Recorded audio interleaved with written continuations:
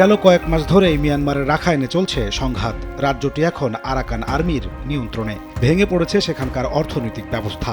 ভয়াবহ মানবিক বিপর্যয়ের আশঙ্কা করে জাতিসংঘ এরই মধ্যে বাংলাদেশকে জানিয়েছে, রাখাইনের দুর্ভিক্ষ মোকাবেলা করা না গেলে এবার শুধু রোহিঙ্গা নয়, সেখানকার অন্য জনগোষ্ঠীও সীমান্ত অতিক্রম করবে। এমন প্রেক্ষাপটে প্রধান উপদেষ্টার আমন্ত্রণে জাতিসংঘ মহাসচিব অ্যান্তোনিও গুতেরেস 4 দিনের সফরে বাংলাদেশে আসছেন।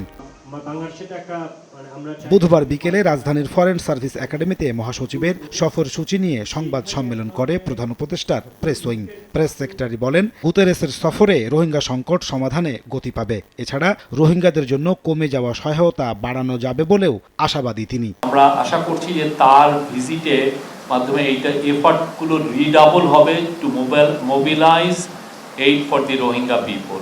তাদের নিউট্রিশনাল নিডটা খুব ইম্পর্টেন্ট এবং এই আমরা চাই যে তারা তাদের জন্য নিউট্রিশনাল নিডটার জন্য কম্প্রোমাইজ না হয় কোনোভাবে।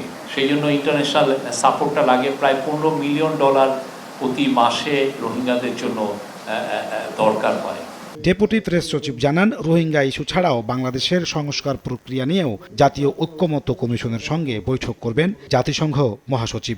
মিটিংয়ে ঐক্যমত্য কমিশন তাদের যে প্রোগ্রেসটা, তাদের কাজের যে প্রোগ্রেসটা, সেটা জাতিসংঘ মহাসচিবকে জানাবেন এবং যদি জাতিসংঘের পক্ষ থেকে এ বিষয়ে বাংলাদেশের যে বিভিন্ন সংস্কার যে প্রস্তাব, এই সংস্কার প্রস্তাবগুলো বাস্তবায়নের ক্ষেত্রে জাতিসংঘের যদি বা জাতিসংঘের অধীনস্থ কোনো প্রতিষ্ঠানের যদি কোনো ভূমিকা রাখার সুযোগ থাকে, সেটা নিয়ে হয়তোবা আলোচনা হতে পারে। সংবাদ সম্মেলনে আরও জানানো হয়, মাগুরায় নির্যাতিত শিশুটির শারীরিক অবস্থা আরও অবনতি হয়েছে। নাজমুস সালেহী, সময় সংবাদ, ঢাকা।